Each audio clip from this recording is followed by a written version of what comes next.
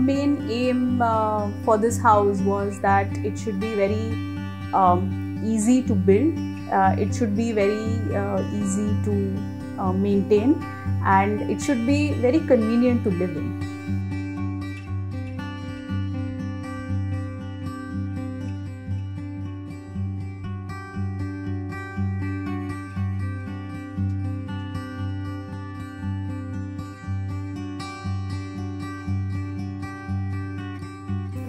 Client here whom we were addressing all our needs and whose needs we were addressing was Shete Aji.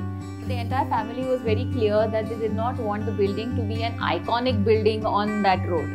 The whole purpose was not to create something which is fancy, shining, and that can work as an icon. So we wanted to use the skill of the local labor basically, and we also didn't want any excess the project to go out of budget, even though the client was comfortable with raising the whole building down and rebuilding it if required.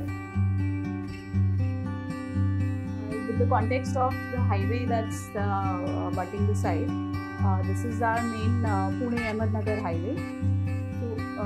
The main highway being here, there is also a small lane next to this building. So we get an advantage of two sides open space, where the other buildings are basically just so close to each other that they get only the front and sometimes the top which is open in some cases. So our building is literally abutting the road, and when it was set back also, the west and the north had two buildings. Of course, the north side building was tall, but this west side building was right now only a ground plus one structure.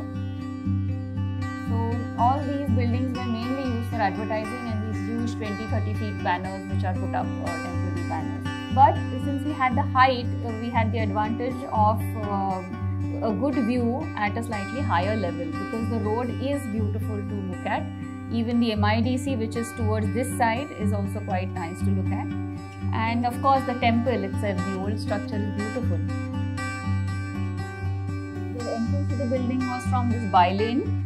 Now this by-lane is also very typical of mostly these semi-urban rural areas. So here the plot sizes are all in multiples of 1,000 square feet. It's called Gunthewari, so 1 guntha and multiples of 1 guntha. Luckily we had this large building, and this was also almost abutting all its sides. So within that large footprint of a building, if we had to create our own ventilation and light, especially on the two sides that are abutting the neighbors, we had to create our own pockets.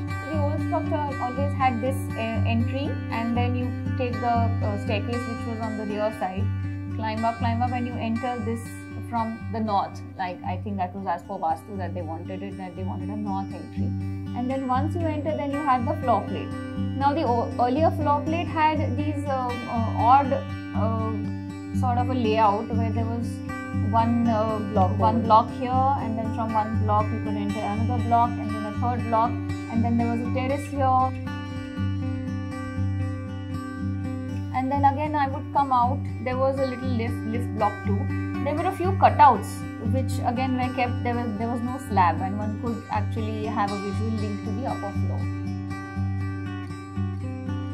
And then when we went up again, where we actually saw his mother was staying, it was just one room and a little pantry and a bathroom, which was actually her house. And all this was open.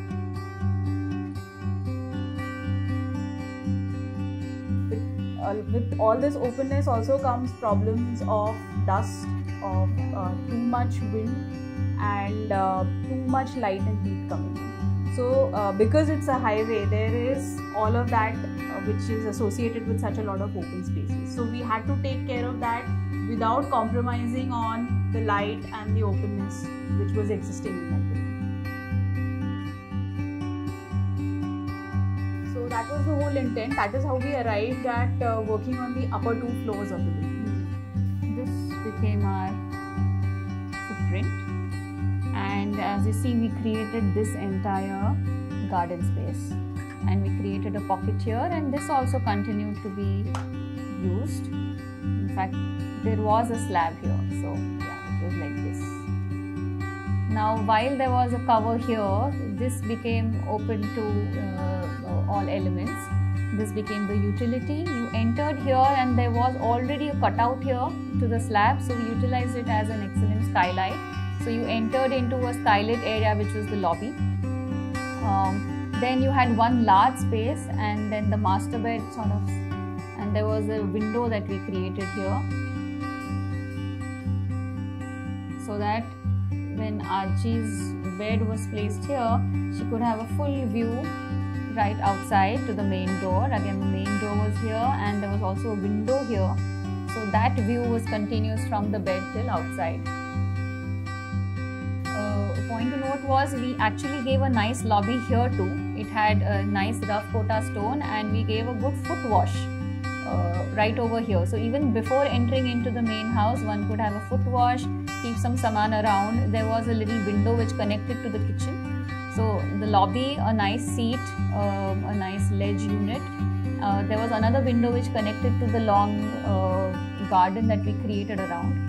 And then all this was one open unit where there was the living for old age, mainly a TV that made sense to sit on the sofa and watch the TV, or you could watch at the main door who's coming in, who's going out, and a small table, a clear counter, kitchen, sink, fridge all in one line, nice light coming in from here, an open basin which was, because this took rain and light, and then there was a little powder toilet again which had the skylight, and you enter into, all this was Aji's area where there was a good dressing area, and of course what mattered to her was a clean bed, some inbuilt storage and a ledge, and of course a clear bathroom which had basin, WC, and a bathroom which had skylight. So initially our proposals were of a courtyard house where we were building on the sides, and then we realized this is not working because we are still having the problems of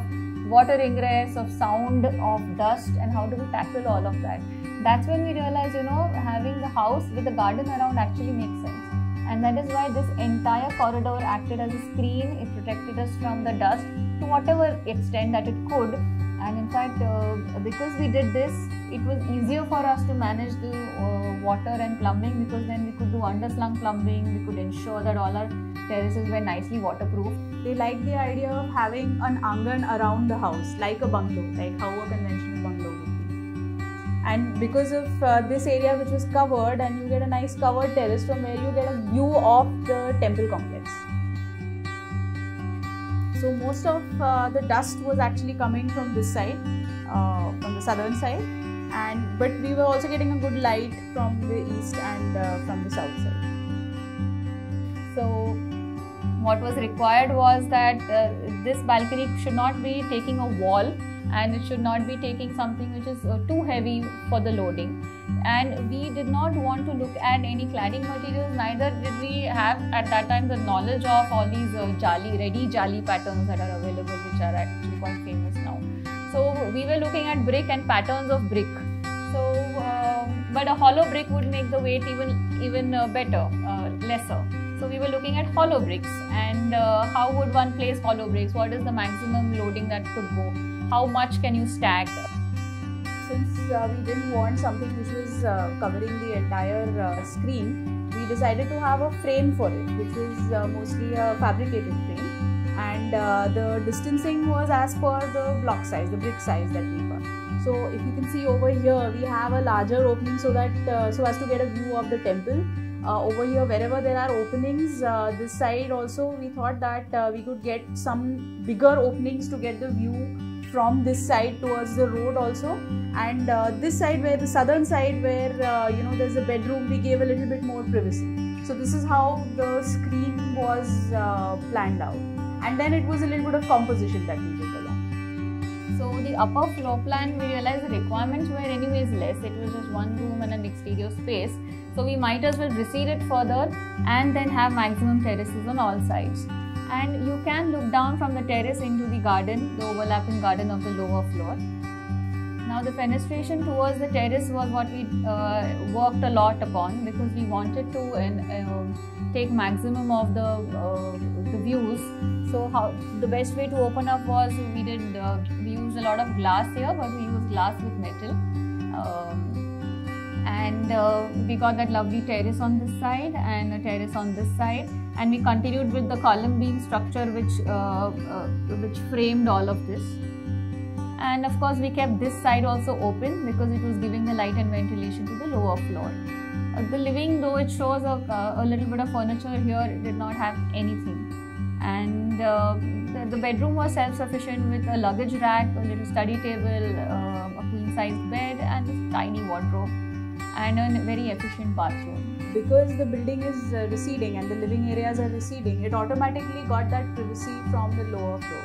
So when you're inside, you don't see the road. What you see is the vast expanse from all sides, and we wanted to use that to our advantage. We did do one thing. We created a good trough all along the terrace edge, and we almost got it inside the house also. So from this there's a nice corner glass and you actually see the trough there. And the trough we planted with really nice grass. Gauta ke pure yetat. We have these lovely ends to grass which grow almost to 4 to 5 feet high. So when you're standing in the living and you have this entire green corners all along the terrace, it actually feels like you're in a field because you see only grass and beyond you see just the horizon. We chose a simple kota floor, a stone floor, a natural stone floor, which is comfortable for the client to walk on. The external areas, which we had many, for example the entrance lobby or the utility space, also had a kota, but it was a rough kota. It was a leather finished rough kota, and it was cut into smaller pieces which would automatically give more grooves for them. It would also take care of any wastage if any, and that could also be utilized in certain corners in certain areas. The windows were simple aluminium windows, not UPVC. Again, a manufacturer very close to Pune who supplied everything. All the grills were made by a simple fabricator. Even the glass windows that we utilized on the upper floor were made by a regular mild steel fabricator who works in mild steel. And we used some interesting jali patterns. But the entire process of construction was detailed to an extent where several teams are not required to be at site at a time. So there was no hidden thing. The selection in terms of materials for plumbing and electrical were also going to be very simple in this case. So we bought very simple light fittings which could just take any regular bulb which could be changed anytime. She could change it herself. The plants, like Pooja mentioned, were very simple.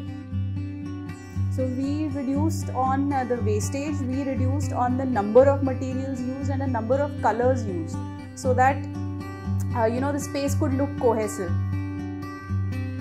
So what we realized from this project is that we were in Pune, our client was in the US, and the site location was in Ranjangaon. But how all of us sitting in different locations could work together to make this project happen, and using whatever was locally available, using whatever local resources we could get, and how everything with the technology that we have today, how everything can come together and we can still work and complete a project like this.